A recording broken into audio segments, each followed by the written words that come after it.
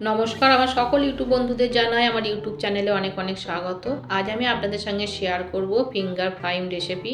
এটি আপনারা শুকিয়ে বহুদিন সংরক্ষণ করে রাখতে পারেন। চায়ের সঙ্গে গরম গরম ভেজে খেতে কিন্তু খুবই ক্রিস্পি লাগে। আশা রাখি আমার রেসিপিটি আপনাদের নিশ্চয়ই ভালো লাগবে। ভালো লাগলে একটি লাইক দিয়ে ফুল রেসিপিটি দেখার অনুরোধ রইল। পুরনো বন্ধুদের ধন্যবাদ, আর নতুন বন্ধুদের কাছে অনুরোধ রইল চ্যানেলটিকে সাবস্ক্রাইব করে পাশে থাকা নোটিফিকেশান বাটনটিকে অন করে দেবেন, যাতে নিত্য নতুন রেসিপি আপলোড করলে সবার প্রথমে আপনাদের কাছে পৌঁছে যায়। তবে আসুন বন্ধুরা, দেখে নিন রেসিপিটি। তার জন্য আমি একটা জায়গার মধ্যে 1 বাটি ময়দা নিয়ে নিলাম। এবার এই বাটিরই হাফ বাটি চালের গুঁড়ো নিয়ে নিলাম, আর এর মধ্যে সামান্য পরিমাণে নুন অ্যাড করে দিলাম, আর দেব 1 চিমটি মতো ইয়েলো ফুড কালার দিয়ে এবার এই সমস্ত উপকরণগুলো ভালো করে মিশিয়ে নেব ময়দা আর চালের গুঁড়োর সাথে। আমি দেখুন বেশ ভালো করে মিশিয়ে নিয়েছি। এবার আসুন অন্যদিকে আমি একটা ফ্রাই প্যান নিয়ে নিয়েছি। এই ফ্রাই প্যানের মধ্যে আমি দিয়ে দেব 1.5 বাটি জল। যেহেতু আমি 1 বাটি ময়দা নিয়েছিলাম আর হাফ বাটি চালের গুঁড়ো, সেই হিসাবেই জলটা আমি দিয়ে দিলাম 1.5 বাটি। আর দিয়ে দেব 1 চিমটি খাবার সোডা, এতে বেশ পাঁপড়গুলো ভালো মতো ফুলবে। আর এখানে দিয়ে দিলাম 1 চামচ রিফাইন্ড অয়েল, দিয়ে বেশ ভালো করে এটাকে আমি মিশিয়ে নেব, নিয়ে জলটাকে ফুটতে দেব। এই দেখুন জলটা বেশ ফুটে গেছে। এবার যে ময়দা চালের মিশ্রণটা বানিয়ে রেখেছিলাম সেটা এর মধ্যে ঢেলে দেব, দিয়ে গ্যাসের আঁচটাকে মিডিয়ামে রেখে অনবরত নাড়াচাড়া করে এটাকে আমি রান্না করে নেব আর একটা ডো তৈরি করে নেব।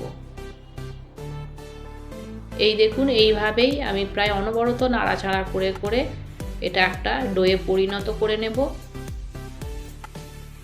আর এই সময় গ্যাসের আঁচটা অবশ্যই মিডিয়াম ফ্লেমে রেখেই ডোটাকে তৈরি করে নিতে হবে। আমি এইভাবেই অনবরত নাড়াচাড়া করে প্রায় 5 থেকে 7 মিনিট রান্না করে নিয়েছি।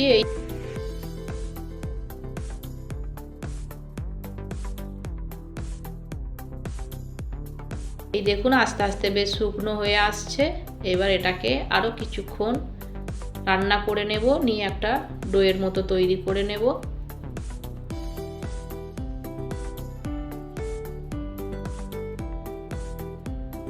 এই দেখুন ডোটা আমার প্রায় রেডি হয়ে গেছে, আর প্যান থেকেও ছেড়ে আসছে। এবার আমি এটাকে উঠিয়ে নেব। এর থেকে আর বেশি শক্ত ডোটা তৈরি করব না। আমি একটা প্লেটের মধ্যে নামিয়ে নিলাম। এবার কিছুটা তেল নিয়ে নিয়েছি, হাতের মধ্যে তেল নেব, আর হালকা গরম থাকা অবস্থাতেই বেশ ভালো করে মসৃণ করে ডোটাকে মেখে নেব। ডোটা পুরোপুরি ঠান্ডা করলে হবে না, হালকা গরম থাকবে সেই অবস্থাতেই খুব ভালো করে এটাকে মেখে নিতে হবে। এই দেখুন ঠিক আমি যেভাবে মাখছি এইভাবেই মেখে নিতে হবে। আমি বেশ ভালো করে মসৃণ করে মেখে নিয়েছি। আমার এখানে মাখা হয়ে গেছে ডোটা।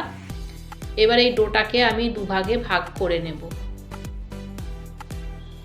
আর একটা আমি লেচি বানিয়ে নেব, আর অন্য যে ডোটাকে কেটে রেখেছিলাম সেটা আমি ঢাকা দিয়ে রেখে দেবো যাতে ঠান্ডা না হয়ে যায়। এবার অন্যদিকে আমি একটা কার্ডবোর্ডের মধ্যে বেশ ভালো করে তেল মাখিয়ে নেব, আর বেলুনিটাতেও বেশ ভালো করে তেল মাখিয়ে নেব। এবার যে লেচিটা বানিয়ে রেখেছিলাম সেটা আমি বেশ পাতলা করে বেলে নেব। আপনারা চেষ্টা করবেন যতটা সম্ভব পাতলা করে বেলে নেওয়ার।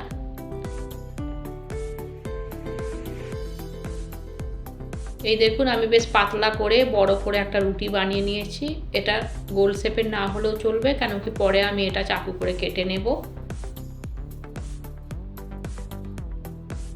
আমি দেখুন যতটা সম্ভব পেরেছি পাতলা করে বেলে নিয়েছি। এবারে 4 সাইডটা আমি কেটে নেব।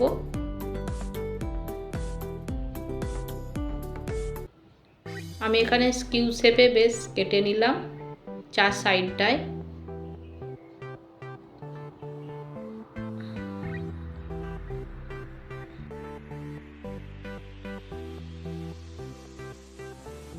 এখানে কাটা হয়ে গেছে।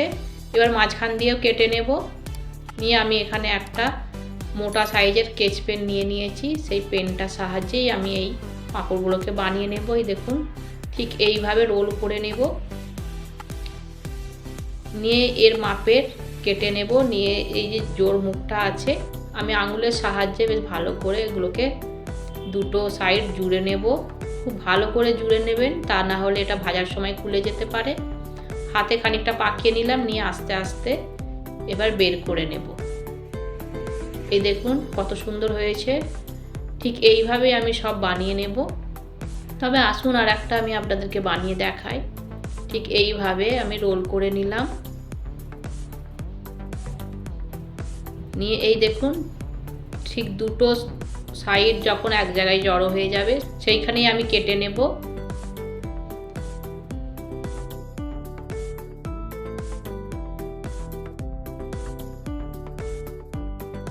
নিয়ে আবার এই দুটো সাইড আমি একই জায়গায় জুড়ে নেব।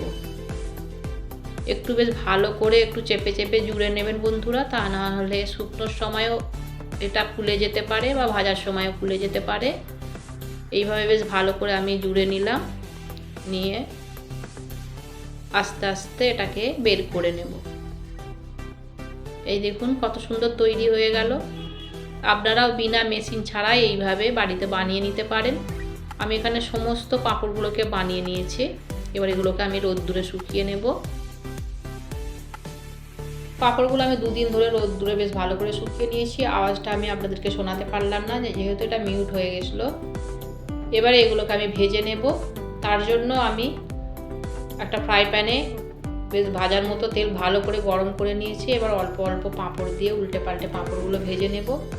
দোকানের পাঁপড়ের মতো কিন্তু পাঁপড়গুলো ফোলেনি, যেহেতু আমরা বাড়িতে বানিয়েছিলাম সেই জন্য যতটা সম্ভব ফোলার ফুলেছে। আর দোকানের পাঁপড়গুলো অনেক রকমের কেমিক্যাল দেওয়া থাকে, সেই জন্য খুব ভালো মতো ফুলে যায়। আর ভাজার পর কিছু কিছু পাঁপড় কিন্তু ফুলে গিয়েছিল, সেই জন্য আপনারা খুব ভালো করে জোড়ার সময় মুখটা জুড়ে নেবেন।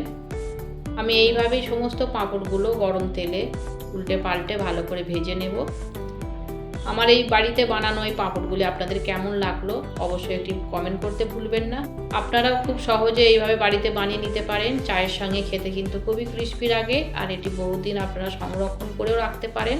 আর আমার চ্যানেলে এই ধরনের নতুন নতুন রেসিপি দেখতে হলে চ্যানেলটিকে সাবস্ক্রাইব করে পাশে থাকা নোটিফিকেশন বাটনটিকে অন করে দেবেন, যাতে নতুন নতুন রেসিপি আপলোড করলে সবার প্রথম আপনাদের কাছে পৌঁছে যায়। আবার আপনাদের সঙ্গে দেখা হচ্ছে অন্য আরেকটি নতুন রেসিপির সাথে। ধন্যবাদ।